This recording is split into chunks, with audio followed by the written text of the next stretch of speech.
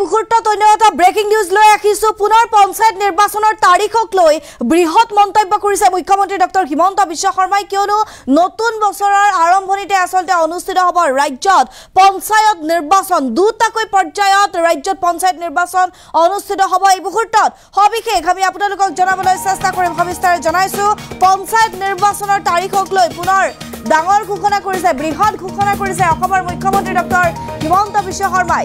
10 ফেব্ৰুৱাৰীৰ ভিতৰত পঞ্চায়ত নিৰ্বাচনৰ সকলো প্ৰক্ৰিয়া সমাপ্ত হ'ব বা সামৰণি পেলাব বুলিও মন্তব্য কৰিছে মুখ্যমন্ত্ৰী গৰাকীয়ে পঞ্চায়ত নিৰ্বাচনৰ অধিসূচনা জাৰি কৰিব জানুৱাৰী মাহৰ ভিতৰত নিৰ্বাচনৰ ভোটাৰ তালিকা 30 ডিসেম্বৰৰ পূৰ্বে প্ৰকাশ কৰা হ'ব বুলিও মন্তব্য কৰা দেখিবলৈ পোৱা গৈছে মুখ্যমন্ত্ৰী গৰাকীয়ে দুটাকৈ পৰ্যায়ত অনুষ্ঠিত হ'ব ৰাজ্যত পঞ্চায়ত নিৰ্বাচন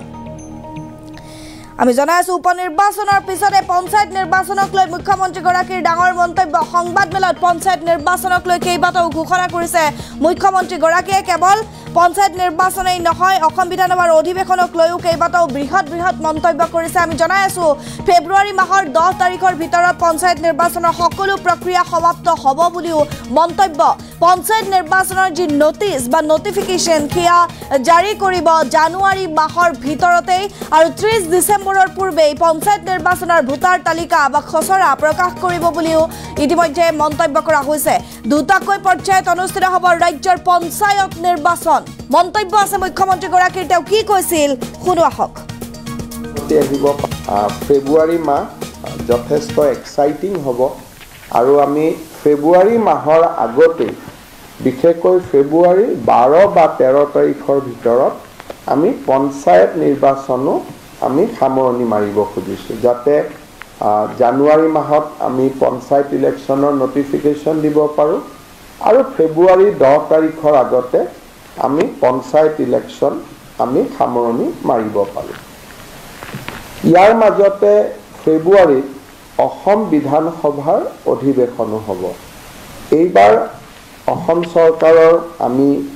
এটা সিদ্ধান্ত লৈছো যে এইবাৰ বিধানসভাৰ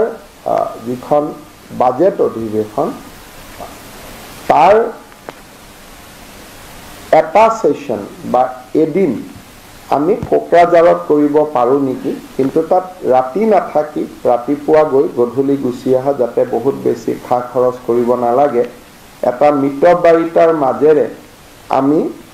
কৰিব পাৰো নেকি যে আমাৰ বিত্তমন্ত্ৰীৰ বাজেটখন আমি কোকৰাঝাৰত কৰিব পাৰো নেকি যেহেতু দিনটো বছৰটোৰ প্ৰথম সেশন হলে আমাৰ বাজেট পঢ়াৰ আগতে গভৰ্ণৰ এড্ৰেছ হয় কিন্তু যদি এপ্ৰিলত সেশন নহয় ফেব্ৰুৱাৰীত হয় তেতিয়ালে সেইটো ফাৰ্স্ট সেশন বছৰৰ প্ৰথম সেশন বুলি ধৰা নাযায় তেনেকুৱা ক্ষেত্ৰত ৰাজ্যপালৰ অভিভাষণ বা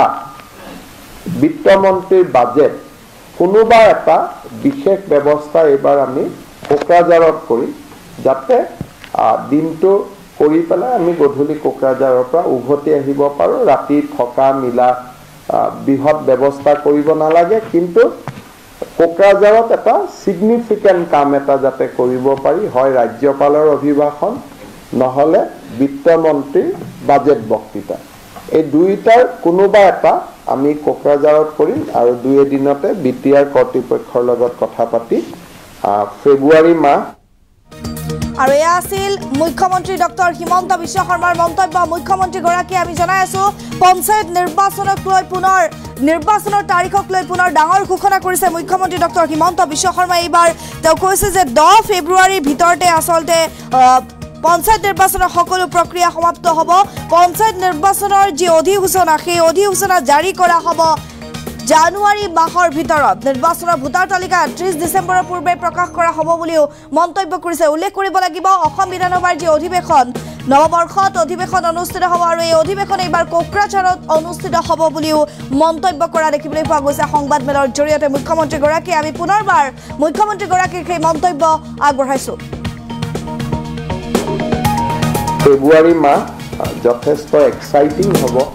আৰু আমি ফেব্ৰুৱাৰী মাহৰ আগতে বিশেষকৈ ফেব্ৰুৱাৰী 12 বা 13 তাৰিখৰ ভিতৰত আমি পঞ্চায়ত নিৰ্বাচনো আমি সামৰণি মাৰিব খুজিছো যাতে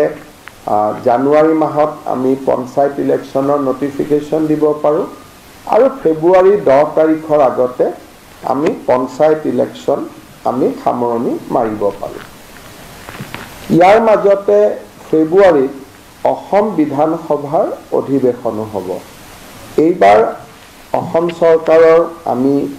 এটা সিদ্ধান্ত লৈছোঁ যে এইবাৰ বিধানসভাৰ যিখন বাজেট অধিৱেশন তাৰ এটা সেশন বা এদিন আমি কোকৰাঝাৰত কৰিব পাৰোঁ নেকি, কিন্তু তাত ৰাতি নাথাকি ৰাতিপুৱা গৈ গধূলি গুচি অহা, যাতে বহুত বেছি খা খৰচ কৰিব নালাগে, এটা মিতব্যয়িতাৰ মাজেৰে আমি কৰিব পাৰোঁ নেকি, যে আমাৰ বিত্তমন্ত্ৰীৰ বাজেটখন আমি কোকৰাঝাৰত কৰিব পাৰোঁ নেকি। যিহেতু দিনটো বছৰটোৰ প্ৰথম সেশন হ'লে আমাৰ বাজেট পঢ়াৰ আগতে গভৰ্ণৰ এড্ৰেছ হয়, কিন্তু যদি এপ্ৰিলত সেশন নহয় ফেব্ৰুৱাৰীত হয় তেতিয়াহ'লে সেইটো ফাৰ্ষ্ট সেশন,